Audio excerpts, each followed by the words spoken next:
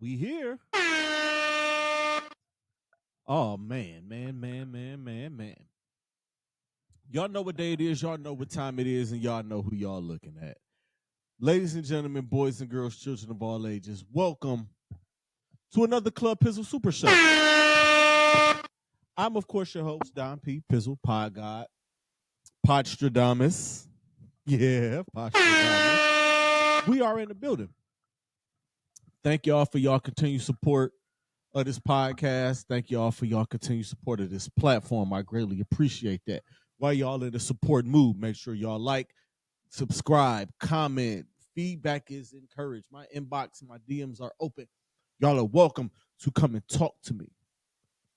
You know, I listen to everybody. Well, I ain't gonna say I listen to everybody, but I do listen to the critiques that are given to me, and I try my best to improve them. I am a work in progress. It's just a part of what I do. It's just a part of the person that I am.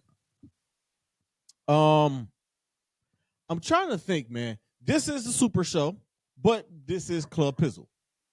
So, before I proceed with this show, okay, special announcement to make.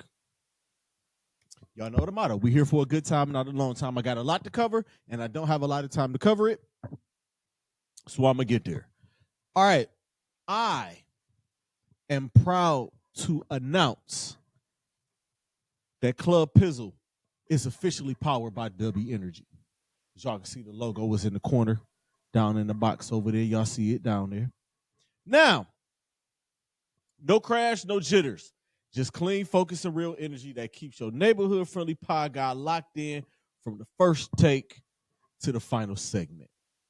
If you're tired of feeling wired and fried from the other energy drinks, W's got you.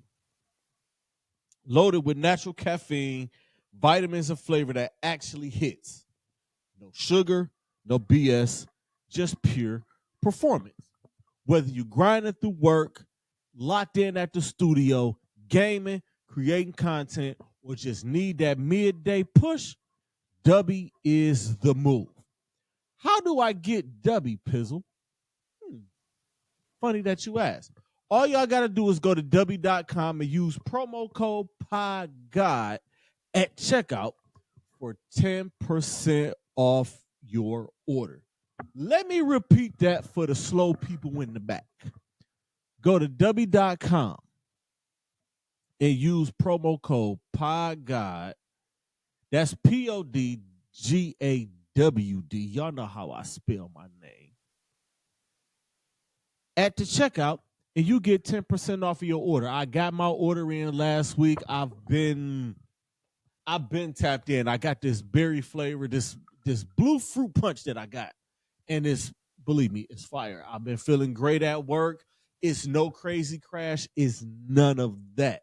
So support the pod, fuel your own hustle, and stay tapped in with W Energy. Because the best pod in the land deserves the best energy. And y'all know how I feel about positive energy and negative energy. All right, y'all, let's get to it. Y'all know what to do with that. All right, man.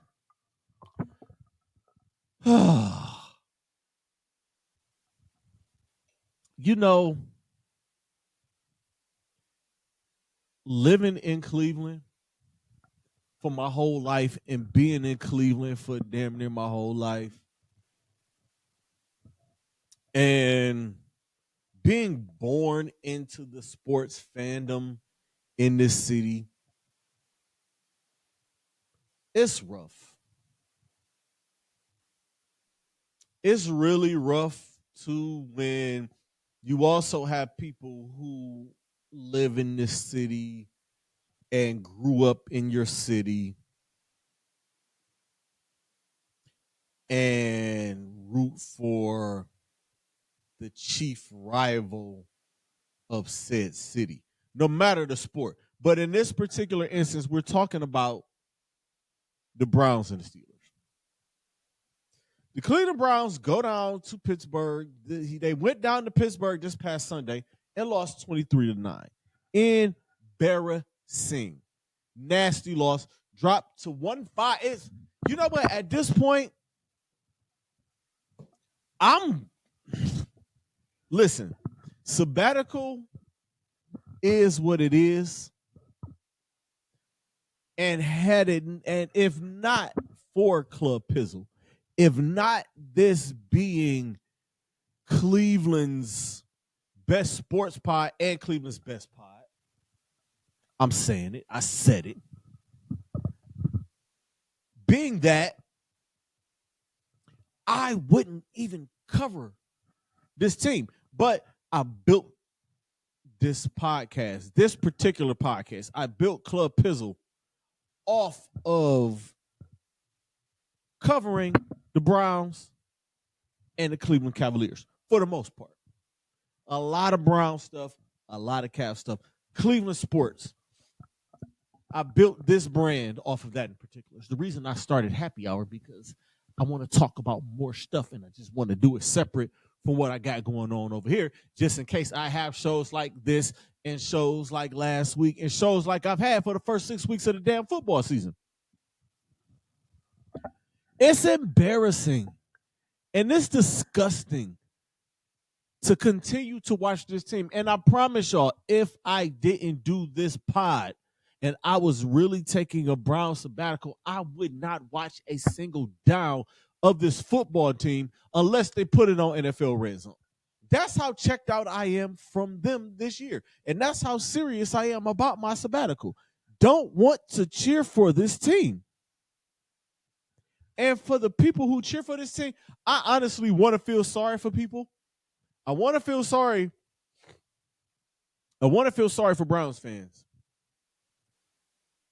But y'all continue to torture yourselves. It's okay to take a year off. It's okay to take some time off. Scrolling through my socials and seeing all these bus trips to Pittsburgh, looking at y'all drinking that nasty ass cut water. Hey, y'all could have drank cut water right here and watched the Browns get their ass kicked by the Steelers. If I'm going to be honest. I'm going to leave it at that. Let me get back to what I'm really here to get into. And that's the sports part of this thing. Again, Browns lose 23-9 to the Steelers.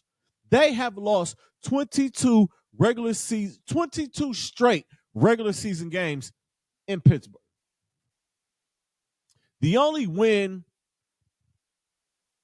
that this team has in Pittsburgh is a win way back in 2003 regular season. That in 2003, that Tim Couch pulled off on a Sunday night, and that was the year after. I believe that was the year after the whole Kelly Holcomb blowing the big lead in the playoffs thing. And the only other win was in the playoffs during the pandemic. The Cleveland Browns, over the past 50 years, and I'm going to just go 50 because I believe Three Rivers Stadium was built sometime in the 70s, maybe the late 60s.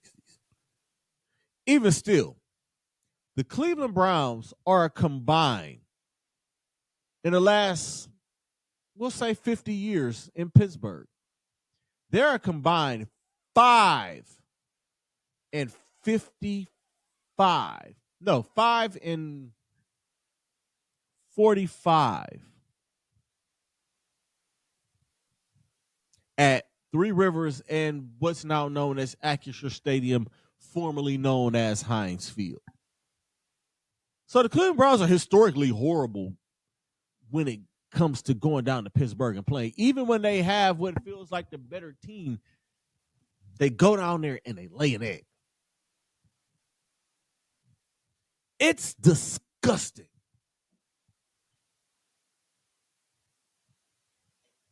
Just want to throw that little tidbit out there for y'all. But this is embarrassing. The offense is embarrassing. No way in hell Dylan Gabriel should be throwing 52 passes. It's nasty. The running game is non-existent, but the running game has been non-existent against the Pittsburgh Steelers. Nick Chubb did struggle against the Pittsburgh Steelers his time here. Who the hell was the running back before Nick Chubb? I'll be forgetting. That's how nasty it is.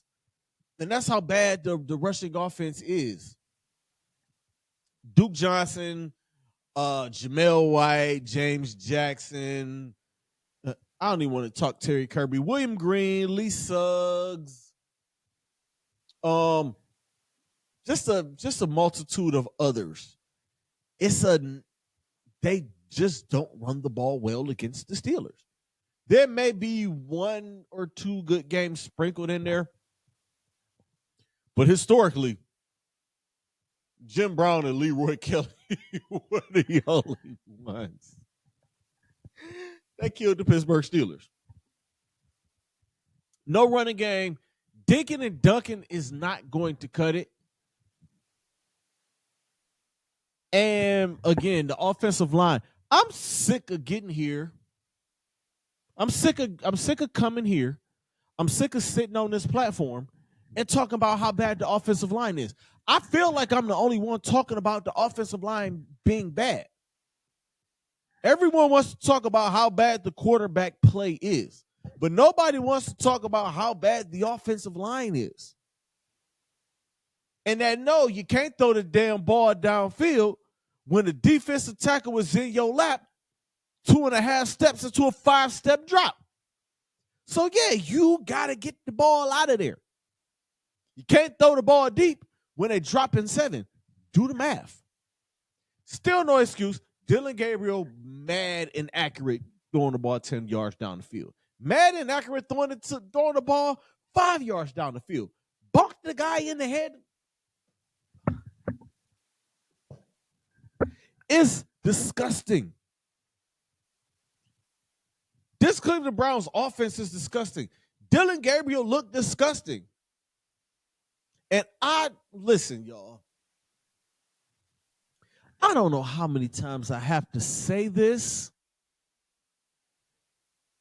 It don't matter who the quarterback is. Joe Flacco looked bad. Dylan Gabriel looked bad. If y'all think Shedeur Sanders is going to come in and look any different behind that offensive line, y'all got to be the stupidest son of a guns that I've ever seen in my life. I'm tired of scrolling Facebook and I'm tired of scrolling Instagram and I'm tired of looking at y'all. I'm tired of looking at Shannon Sharp. I'm tired of looking at Skip Bayless. I'm tired of looking at Ryan Clark. I'm just tired of everybody asking for Shedeur Sanders as if y'all don't see how bad this offensive line is.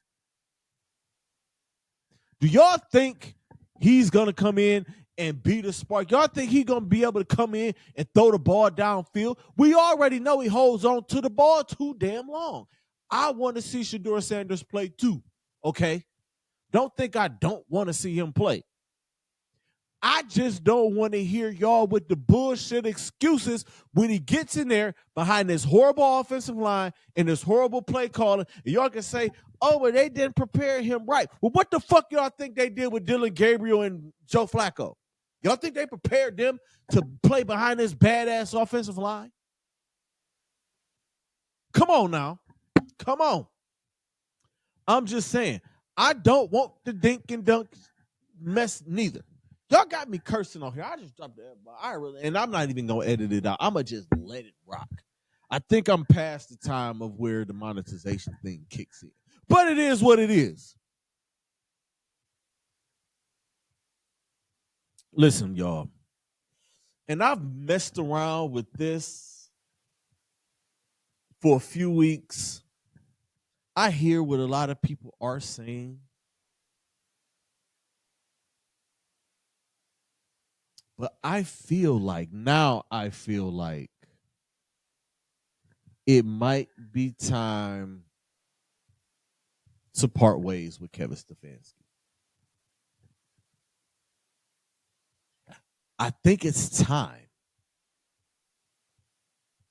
Yes, he did win 2 Coaches of the Year.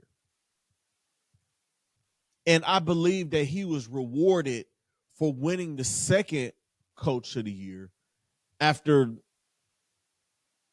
having 13 quarterbacks in the damn season and still making the playoffs. He got rewarded for winning that second one. Otherwise, he would have been out of here. But I think it's time. It's time, and y'all know I'm a wrestling fan. In wrestling terms, I think it's time for him to go learn a new hold. I think his voice has become the Charlie Brown teacher in the Browns locker room. I think he needs to go elsewhere. Maybe he'll be a great college coach. Penn State's hiring. So if Kevin Stefanski gets gone, maybe he could be the next head coach of Penn State. Maybe he go to college. I don't know. I always think pro coaches, some of these pro coaches should go to college. I think Kevin Stefanski would make a great college coach. I think Mike McDaniel could be like the ultimate college football coach. I think if Sean McVay ever leaves the Rams, he'll take over for Lincoln Riley at USC or could take the UCLA job at any point. I promise y'all, if that happens, listen, I'm really Postradamus out here in these sports podcasting streets. But anyway, I digress. This offense, and I think I said it last week, this offense might be the worst offense, the worst Cleveland Browns offense that I've ever seen. Worse than the 99 offense, worse than the 2000 offense, worse than the 0-16 offense. It's bad. It's terrible. And I get it. And and silly me thinking, okay, they're bringing Stefanski's offense back. But I had to remind myself a lot of that personnel isn't here anymore. The offensive line is not what it was. Joe Patonio was long in the tooth. Wyatt Teller's long in the tooth. Jack Conklin's long in the tooth. Ethan Posich is going to be okay. He'll be here.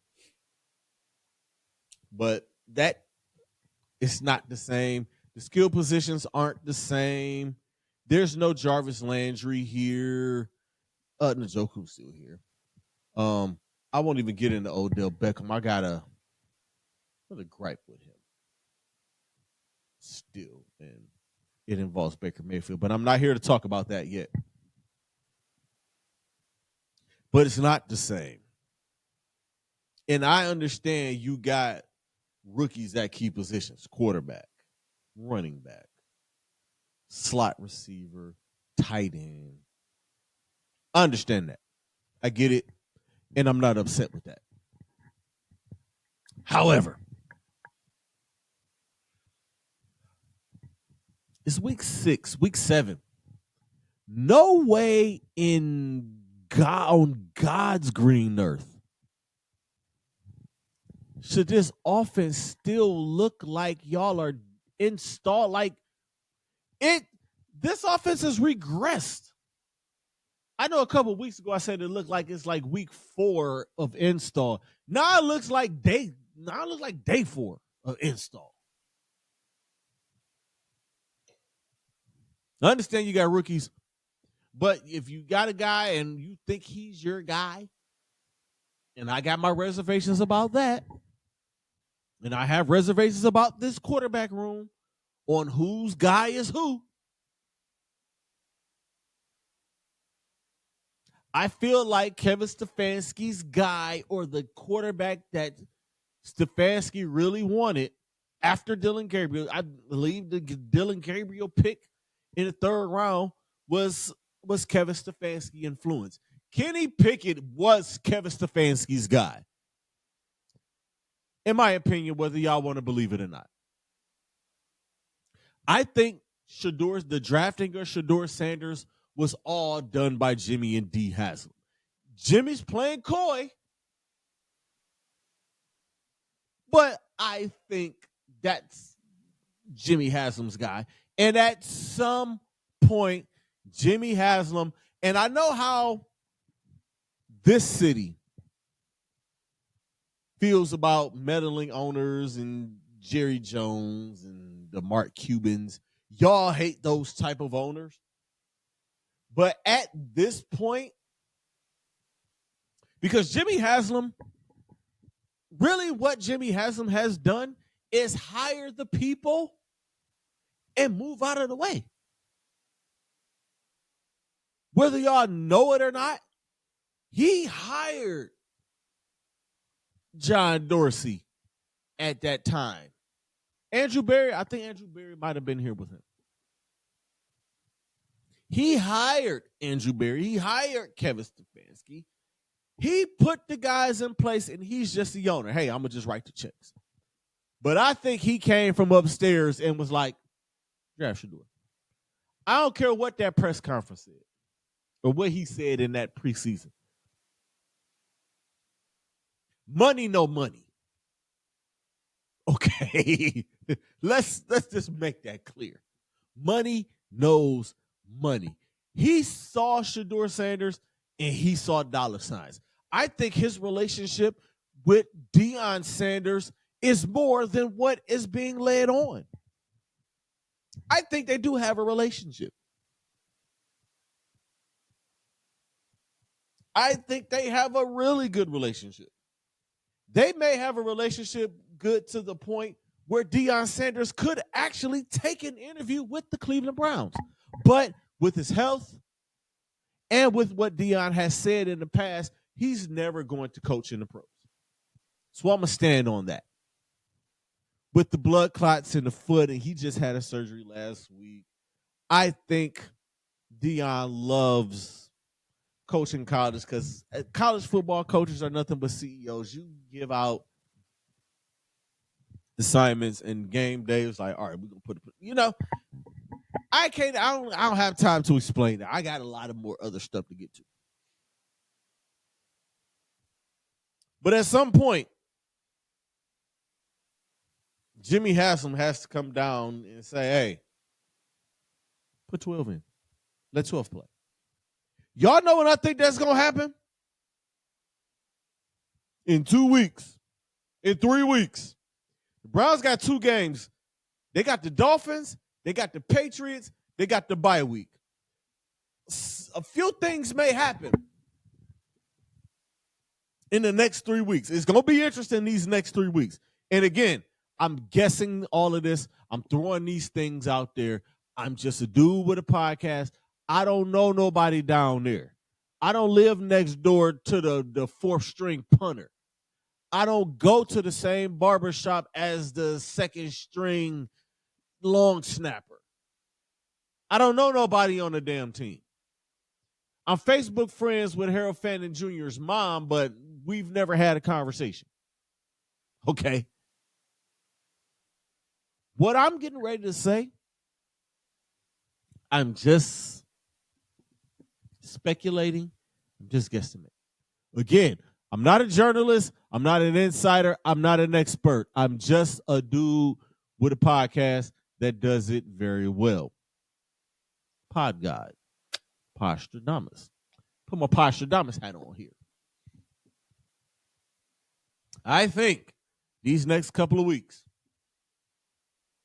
if Dylan Gabriel goes, if they lose to Miami on Sunday in his first home start, and they lose to New England, here are a few scenarios that could happen. That would make them what? 1-7 going into the bye week. Kevin Stefanski could get fired. They'd probably make Bubba Ventrone interim coach. Or Jim Schwartz. I know everybody loves Jim Schwartz. I love him as a coordinator, as a head coach. He wasn't that. Look at some of those Detroit Lion teams he had. I think he may have made the playoffs one time. He may have had like 2 over 500 seasons, okay? So, Stefanski could get fired going into the bye week.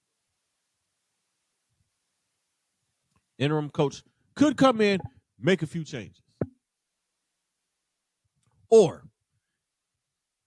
get through these next 2 games, split them. I think the Browns can beat Miami. Pizzles Picks spoiler.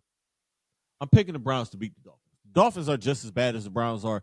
I just think like Tua's going to get the ball. Oh, quick little fact. This is a battle with left-handed quarterbacks. It's a rare occasion. The last time 2 left-handed quarterbacks matched up was Tim Tebow and Michael Vick. And that was like maybe 12, 13 years ago. Just want to throw that out there. Just do my podcast stuff. But Dylan could split these 2 games. It maybe still not look good. I think Dylan has these 2. You have the bye week to get Shador ready to come out on the other side of the bye week. Name him the starter coming out of that and roll like that. And that's against the Jets, November 9th against the New York Football Jets. Is when you possibly could see Shador's first start. I'm not going to bring up the other way he can get in before that because that's not how I roll. I'm not y'all out there that are praying for Dylan Gabriel to get hurt so your guy can play. I'm not that dude, and y'all are never going to get that from me. That's loser shit. That's corny shit. And anybody who feels like that, I think you're a cornball, and I never, ever want to speak to you about football or anything that has to do with sports because that's just not. That ain't what it do. Cut that. I'll say November 9th is when you possibly could see Shador for the first time. I'm not going to bring up that other scenario. Back to Kevin Stefanski. A lot of what's going on, and that's why I'm saying it feels like it. I feel like it might be time to let him go. Is because a lot of these decisions that they've made over the last couple of months, they seem to have left him out of them. Maybe the Kenny Pickett trade, I'm not sure. But the Joe Flacco trade, he definitely wasn't in on. It feels like Andrew Berry now is coloring outside the lines. And I feel like Andrew Berry has been coloring outside of the lines for the past couple of years. I think the Deshaun Watson move was them coloring outside the lines. Kevin Stefanski, listen, he's a football coach. All he wants to do is coach football. He's not going to push back. Because if Kevin would have pushed back, he would have been gone when they brought Deshaun Watson in. Or the year after they brought Deshaun Watson in. If he were going to provide, if he were the guy to push back. And that's just not what he does. The dude wants to coach football, and he's going to coach up whoever they give to him, whether they fit his system or not. Clearly, Deshaun Watson didn't fit his system. I still don't think P.J. Walker fit the damn system. I'm not going to get into a P.J. Walker rant because this is not about P.J. Walker. It's about Kevin Stefanski. They have been coloring, again, they've been coloring outside the lines. I don't think he was for the Kenny Pickett trade. I really don't think he was with the Joe Flacco trade. Those 2 trades, I want to believe he didn't want to let them go, especially Kenny Pickett. Because listen, go back to those press conferences when they brought Kenny Pickett in. Go back to early, like before camp open and the mini camps and all of that. I want y'all to go back and look and listen to the way he spoke about Kenny Pickett. Kevin Stefanski loved Kenny Pickett. That was a Kevin Stefanski thing. I think Dylan Gabriel was a Kevin Stefanski thing. He loved Joe Flacco, but I think that's Andrew Berry. And I think Jimmy Haslam said, hey, Shador's there, draft him. That's how I feel about that. I feel like somebody is going to be gone after this season. And if I were a betting man, which I'm not, screw y'all parlays, don't care about y'all parlays. Kevin Stefanski is going to be the one that's going to be gone. Paul DePodesta is safe. And that's the one that needs to go. I have screamed from every mountaintop that I've been on.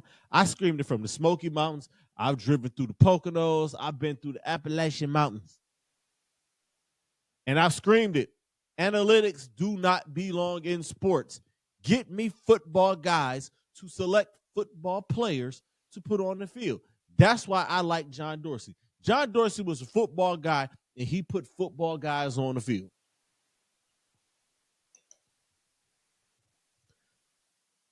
This whole Paul DePodesta, this whole Moneyball thing that he does, he's looking at that. No, give me some guys that can play ball. I don't care about those numbers.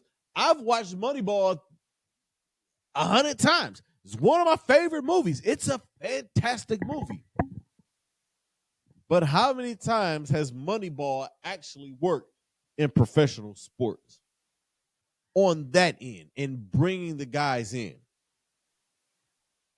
Didn't work for the A's, the Oakland A's. Never worked. I don't think they made it past the divisional round, the division series. Don't have a World Series. The Browns clearly no Super Bowl. I need somebody to point out to me where this whole Moneyball thing worked. Maybe the Seattle Seahawks. I think the Seahawks and the Legion of Boom thing, I think that was on some Moneyball-ish. But I don't see it. I don't like calling for people's jobs, but Paul DePodesta is the one that has to go. I'm losing a whole lot of faith in Andrew Berry as well. I'm really losing faith in Andrew Berry. The word gymnastics and a lot of that, I don't want to hear none of that.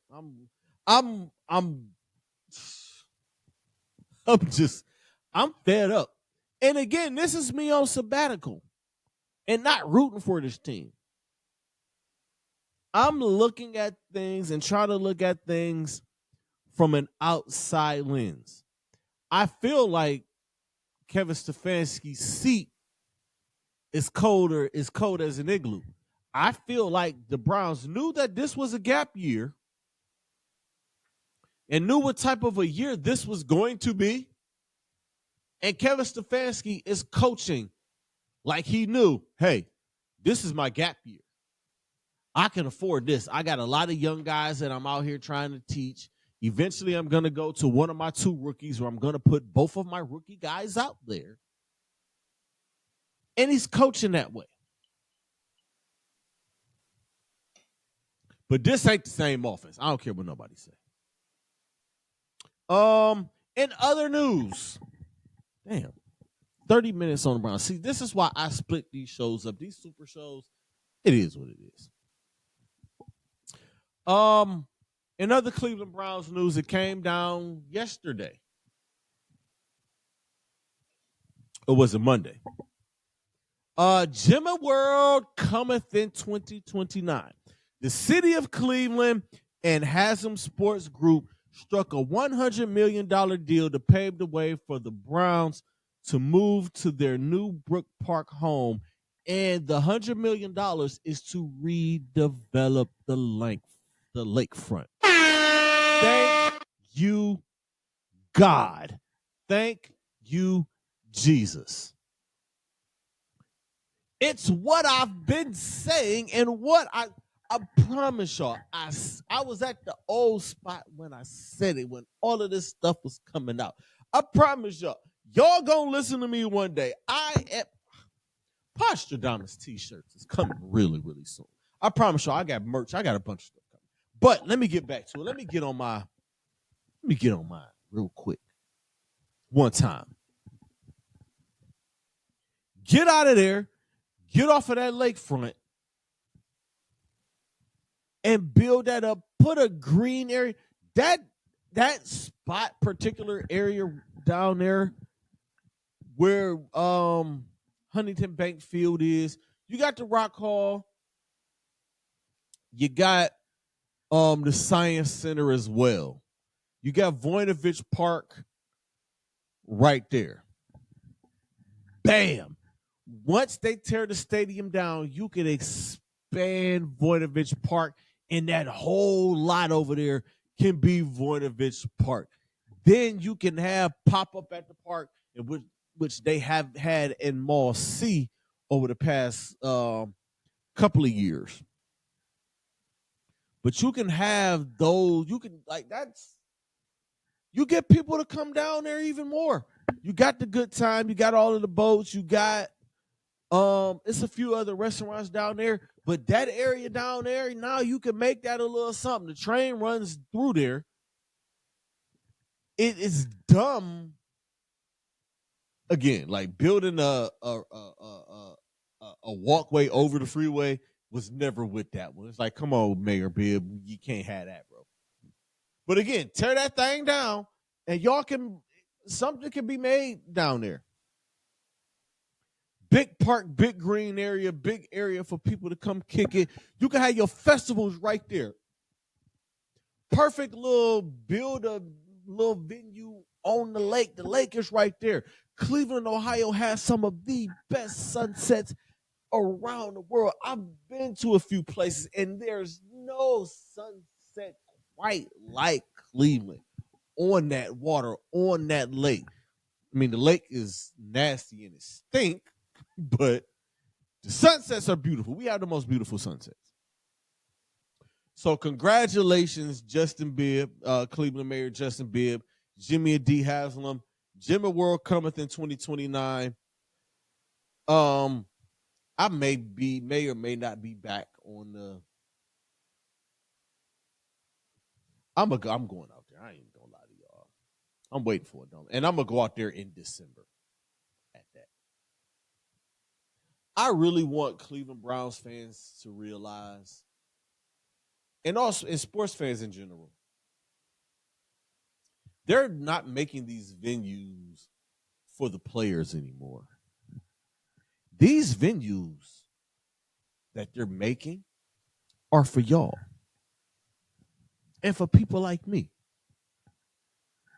I am not going to go to a football game in Cleveland, Ohio in December in an outdoor venue on the freaking water. Are you crazy? Are you crazy? But again, Jimmy World coming 2029. I felt like this was going to happen. Again, it's like, just give me some money. Invest in the city, Jimmy, and I'll drop all litigation. And that's exactly what he did. Jimmy said, here, damn, $100 million. Now, can I build my ish that I've already broken ground on and got all my permits and got my permission from? See, covering Cleveland sports, you go through this. I'm not even going to get to the Cavaliers today. I'm going to get to them next week. I'll talk to y'all about it. Let's move on. Let's go to college football. I got college football. We're just going to get to it. Crazy college football weekend. I'm going to start with the Indiana Hoosiers. Again, I repeat, I'm going to start with the Indiana Hoosiers, who go to Eugene and get a big win over Oregon. That is a hard thing to do. Anybody knows Autzen Stadium is one of the loudest stadiums in the country. Florida Swamp is incredibly loud. Both Death Valleys are loud. LSU and Clemson. Kyle Field in for Texas A&M is extremely loud. The Horseshoe down in Columbus is pretty loud. The Big House can get loud with 109,000. The Penn State Whiteout in Happy Valley can get really, really, really loud. But Autzen Stadium is one of the loudest places in college football. I've watched these games and I've had this thing playing on surround sound system. It is loud.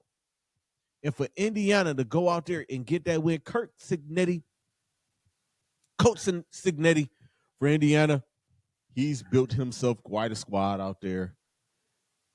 He easily could go elsewhere, but hey, I can build it here.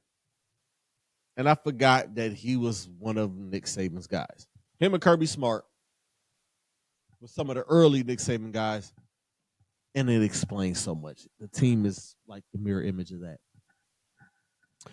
Texas gets back on track with the win in the Red River rivalry in spite of John Mateer's return for Oklahoma. Listen, Arch Manning, now, like, they'll love you again, Arch. You won the Red River rivalry game. Uncle Peyton couldn't beat Florida. Uncle Eli couldn't get past couldn't be no more than like the third or fourth best team in the SEC East when he played. So you win in the Red River rivalry. Salute to you, boy. Texas Tech beats Kansas to remain tops in the Big 12. I am starting to take a liking to Texas Tech. I haven't been like eager to watch Texas Tech play. Even when Mahomes was there, I didn't know Mahomes would be him like that until him and Baker did the video game type ish. Before that, it was Michael Crabtree. And I remember when Cliff Kingsbury played there as well. Alabama gets another dub against Mizzou on the road. Look at how Alabama has answered the bell after losing their opener to Florida State. My folks in Tuscaloosa was ready to burn Kalen DeBoer's house down. Shout out cousin AJ. I see you every week, man. They ready to get rid of that man. But he beat Georgia again. He got his lick back and beat Vandy. He went on the road to beat Missouri. And they're back in the top 10 and in prime position for a playoff spot. Ohio State rolls over Illinois. I've seen some talk about Ohio State's offense and how their offense is kind of meh and blah or whatever. I think that's by design. Once you get into late October, into November, going towards those last 4 games of the season, I think Ryan Day's going to turn the heat on. I'll leave it there. Colorado got a big home win over Iowa State this past week. Coach Prime was the big story with Coach Prime having surgery for blood clots early in the week, came back to practice the next day. This team responded and went out and got a big dub there. USC beat the hell out of Michigan convincingly. Michigan looks more and more fraud as the weeks go on. They get some wins, and Underwood looks like he's going to be a decent quarterback. Big kid. I didn't know he was big kid like that, but we'll see what Michigan does the rest of the year. We'll see what. Now, if that kid can come out and beat Ohio State. Penn State loses to Northwestern to lose their 3rd straight game. And after that game, James Franklin got fired. Yes, He turned the program around, but he couldn't win big games. He couldn't beat Ohio State. He barely could beat Michigan. Lost to Oregon at home. Then went out to UCLA, winless UCLA last week, and got embarrassed. And then to come back to lose to Northwestern, embarrassingly, like it's time to go. Shout out to my guy Ray Simpson, said James Franklin gonna lose his job at the end of the year. I say, nah, that dude better hope he get out of the weekend. And what happened the next morning on Sunday morning, he got fired. $49 million. I believe it's a $49 million buyout. They wanted him gone. If y'all willing to pay him $49 to go away, but there's a clause in his contract. He has to go out and look for coaching gigs. I'm pretty sure there are some teams that are gonna come a calling. Arkansas may come a calling. Some big time program is going. Somebody's going to lose their job this year, and they're gonna come a calling James Franklin. There's an SEC school that may come calling James Franklin. There may be an ACC school that may call James Franklin.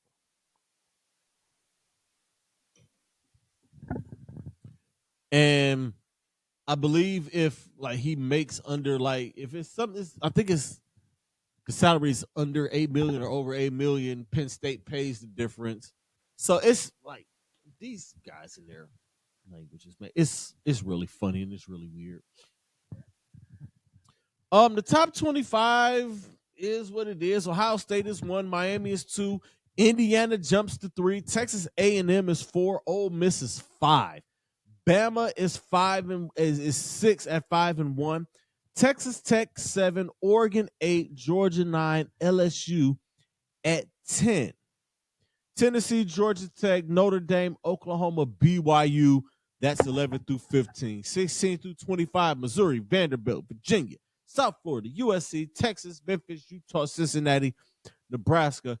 That rounds out the top 25. Got some great games coming up this week. I'm going to get to them with Pizzles Picks here really, really soon. Let me roll with my Heisman candidates. I'm going to go 10 through 1. 10, I got Gunnar Stockton, quarterback from Georgia.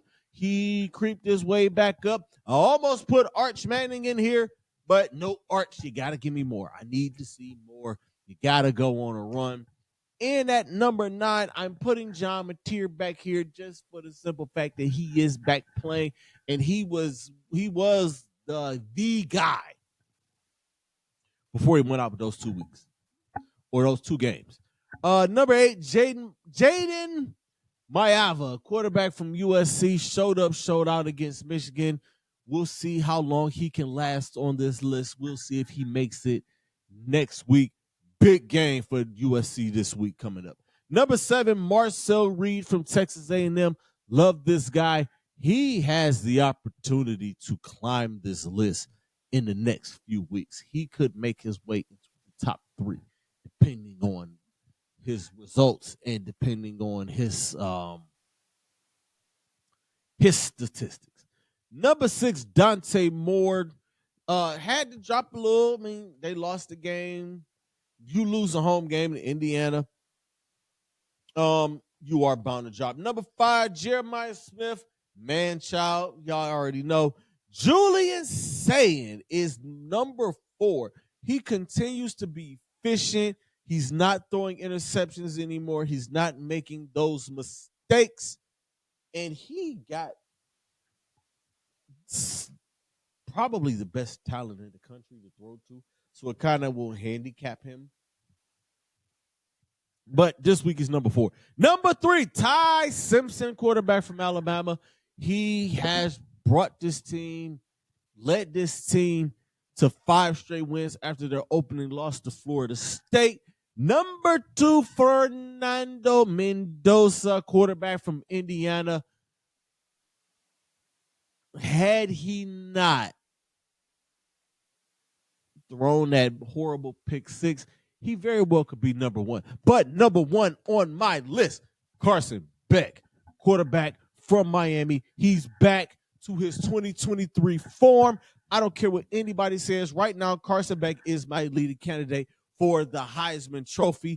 I'm really about to get ready to get started to talk my Miami Hurricanes ish on happy hour on these Tuesdays. I'm just letting y'all know. I'm just gonna let y'all in and forewarn y'all that before I get started.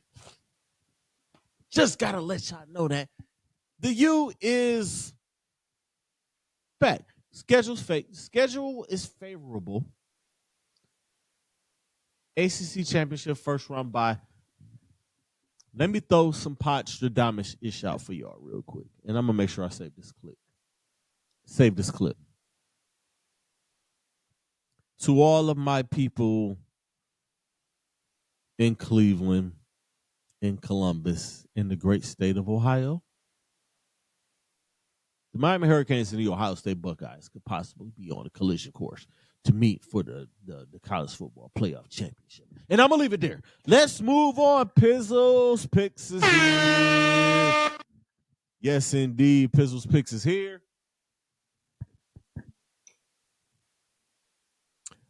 I'm going to leave my Crown Jewel recap out of this just because, man, it is what it is. Actually, let's just run through this real quick. I can do a quick recap. Crown Jewel was dope, though.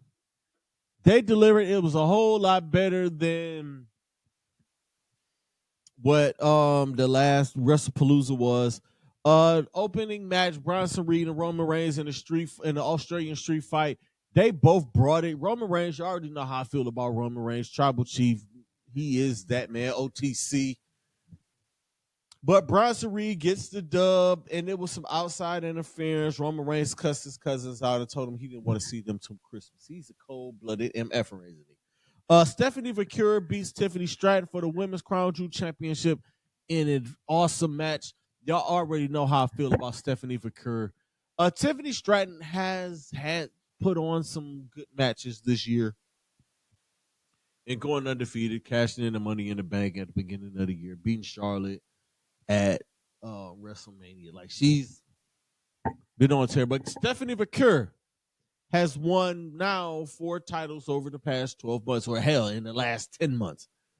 NXT North American Championship, NXT Women's Championship, as well as collecting the WWE Women's World Championship, and now being the Women's Crown Jewel Champion. Congratulations to Stephanie.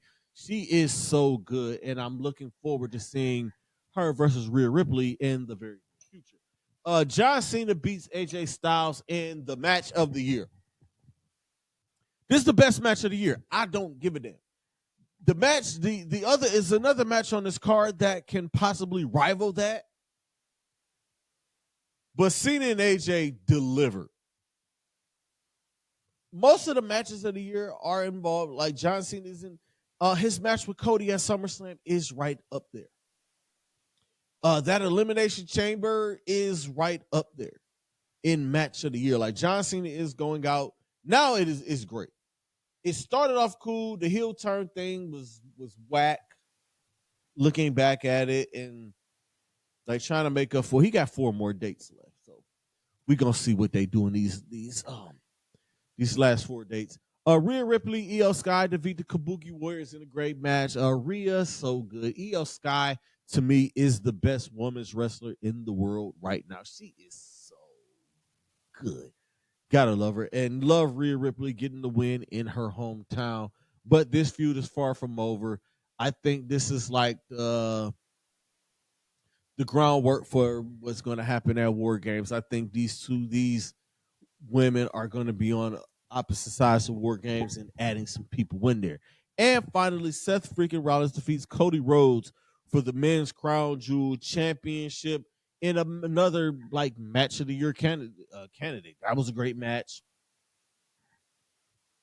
And it has come out that Seth Rollins is indeed injured, which explains why the vision turned on him.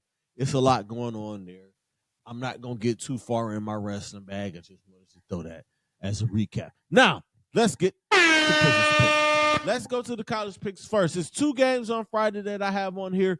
Louisville at number 2, Miami. Y'all already know what time it is. This game was a classic last year in a shootout. I don't think it's going to be that this year. The Miami defense is very much improved. The offense is getting there and they're finding their stride. Three-headed monster at running back, skilled at wide receiver, and most importantly, you got the field general and Carson Beck. Give me my Hurricanes in this game. Also on Friday night, number 25, Nebraska travels to take on Minnesota.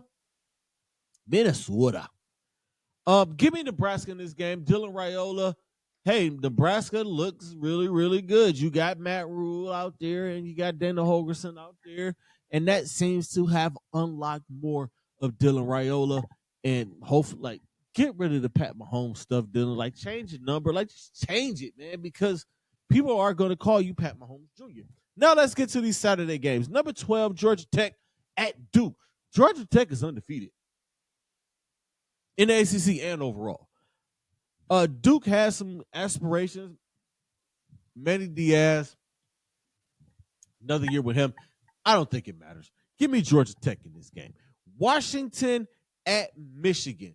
Now, Washington is one of the highest scoring teams in the country. They're unranked, and something's wrong with that. Their only losses against number 1 Ohio State at home.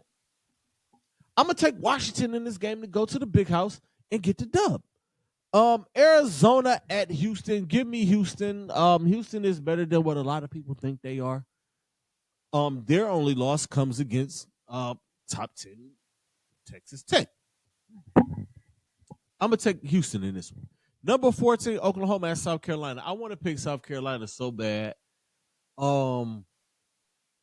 But I'm not. I think John Mateer, with another week of practice under his belt and being back, and now you got to shook a little bit of that rust off, I think he's going to come out and he's going to put on the show. Give me Oklahoma. Michigan State at number 3, Indiana. Come on, man. Give me Indiana there. Number 1, Ohio State at Wisconsin. Wisconsin is not what they were. And at some point, I thought this could be a trap game for Ohio State, but I don't think so. Penn State's not what they were. So give me Ohio State in this one. Number 1 team in the country. Number 5, Ole Miss, and number 9, Georgia. This is one of the games of the week. This is one I need to be glued to. I'm going to go with Georgia simply because they're playing at home between the hedges in Georgia. I think Gunnar Stockton gets this dub and climbs the high and climbs my top 10 Heisman list. UNLV at Boise State. I think UNLV remains undefeated and wins this game. Number 7, Texas Tech at Arizona State. This is going to be, I think this is going to be a good game, but I think Texas Tech is going to win this one probably by 10. Number 22, Memphis at UAB. UAB fired Trent Dilfer this week. Could they possibly rally? I don't think so. Memphis is going to remain undefeated. Give me Memphis in that game. Washington State at number 18, Virginia. Give me Virginia. Number 8, Oregon at Rutgers. Traveling west to east, I don't think that really means anything in college football. Give me Oregon to bounce back from their loss. Penn State at Iowa.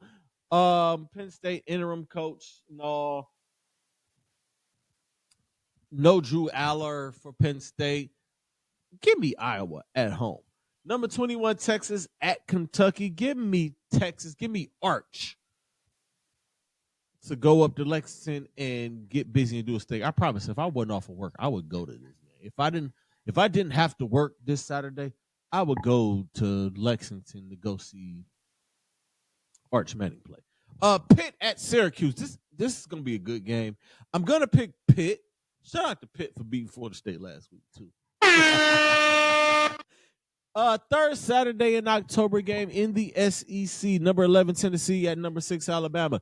Give me Alabama. Give me Ty Simpson and Alabama to get their lick back from Tennessee. Number 20 USC at number 13 Notre Dame. I went back and forth with this game, but I am going to take Notre Dame. They seem to be back on track. They have one of the best backfield, if not the best backfield in college football, and they found their stride. So give me Notre Dame. I think Notre Dame is going to make the playoffs, by the way. Number 16, Missouri at Auburn. Give me Missouri. And number 23, Utah at BYU. the Holy War. I think they call it the Holy War. Why? They got rid of Red River Shootout, but they are still allowed to call a game a Holy War. I want to pick Utah, but I'm going to pick BYU to remain undefeated. And that is college picks. All right, man. Let's get to these pro picks. Tomorrow night, the Pittsburgh Steelers at the Cincinnati Bengals. This is the Unk Bowl, the Icy Hot Bowl, the Old Timers Bowl. Joe Flacco against Aaron Rodgers, 2 Super Bowl winning quarterbacks. I'm gonna take the Steelers to win this game just because Cincinnati Bengals just aren't a good football team. Joe Burrow,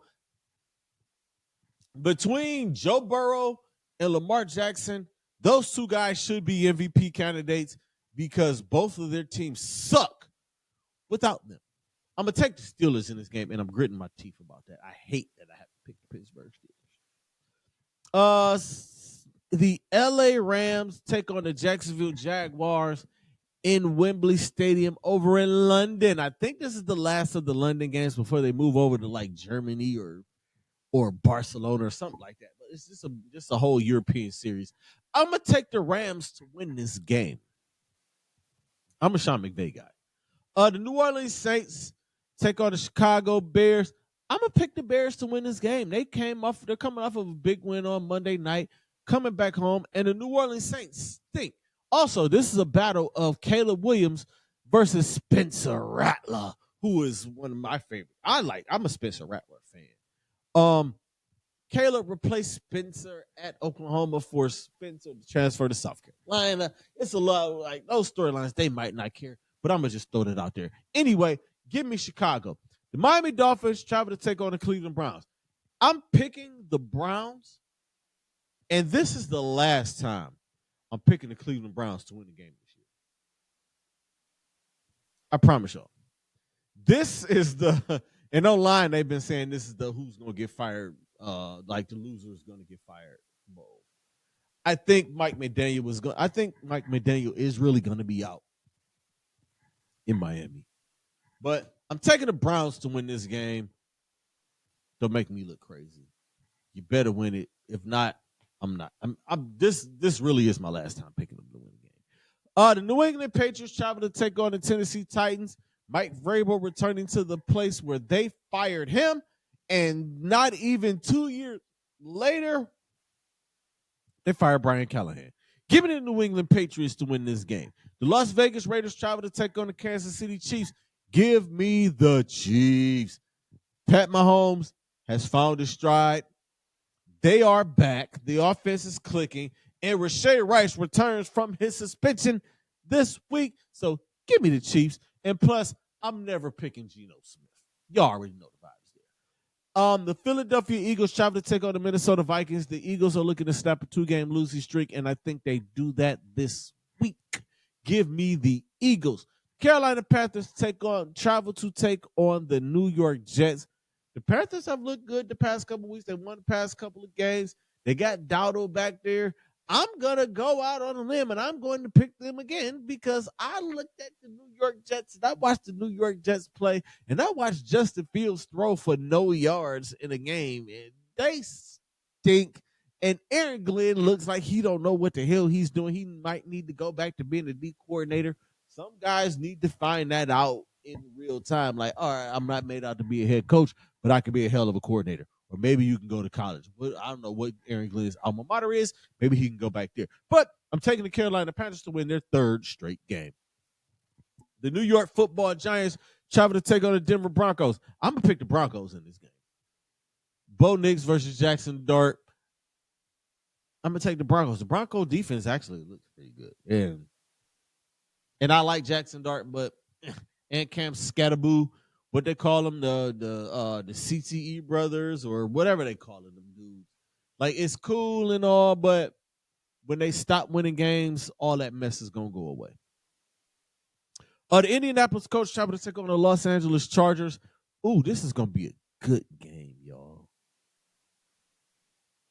Danny Dimes, Justin Herbert. You know what? I as big of a fan of I am of Justin Herbert and want to see him do well. I'm gonna pick Danny Dimes and the Colts to get this one. The Washington Commanders travel to take on the Dallas Cowboys NFC East rivalry. Give me the Washington Commanders to bounce back from that Monday night debacle they had. The Cowboys defense is bad. This one might be a shootout. It might be some video game ish going on here. The Green Bay Packers travel to take on the Arizona Cardinals. Give me the Packers. Cardinals just ain't it. The Atlanta Falcons travel to take on the San Francisco 49ers. The Falcons coming off of their big dub over one of the Super Bowl favorites in the Buffalo Bills. The San Francisco 49ers just keep getting injured and injured and injured. I don't know if Brock Purdy or Mac Jones is going to play. It doesn't matter. That Falcons defense is something, and Brian and Bijan Robinson is special. I got the Falcons winning that game. Monday night, the Tampa Bay Buccaneers travel to take on the Detroit Lions. I'm rolling with the Baker. You hear me? I'm rolling with the Baker. Give me the Buccaneers in that game. And the Houston Texans travel to take on the Seattle Seahawks. How the hell are the Texans continuing to get primetime games? This is horrible. They need to start flexing these. Anyway, I'm taking the Seattle Seahawks in that game. Ladies and gentlemen, that was Pizzles Picks. And with that said, we are going to get out of here. I'm going to thank everybody for tuning in. Remember, starting Tuesday, we are going back to regularly scheduled programming. We got Club Pizzle Happy Hour featuring Pizzles Picks. Yes, I'm making the picks on Tuesdays instead of Wednesdays. It might not be a wise move, but I'm doing it anyway. And OG Club Pizzle back on Thursday nights starting next week. Wednesdays is just gonna be the open day. I figure, hey, I might as well combine Pizzles Picks with one of the shows. Thursday would be too late. I'm gonna do it on Tuesdays, and that's how that is going to go. Once again, man, thank you to everybody who tuned in. Big salute again to W Energy Drink for powering this whole thing. I will see you guys next Tuesday. I got NBA preview stuff coming. I'm trying to figure out, do I want to do it Sunday, Monday, or am I just gonna do it Tuesday? We might just have a longer show Tuesday. Maybe, maybe not. I'm still trying to figure it out. I'll let you guys know as soon as I figure it out. Y'all know what it is. Always protect your peace, protect your energy. The message is more important than the messenger. And creators be great. Stay positive, because negative energy is trash. Until next time, y'all. Peace.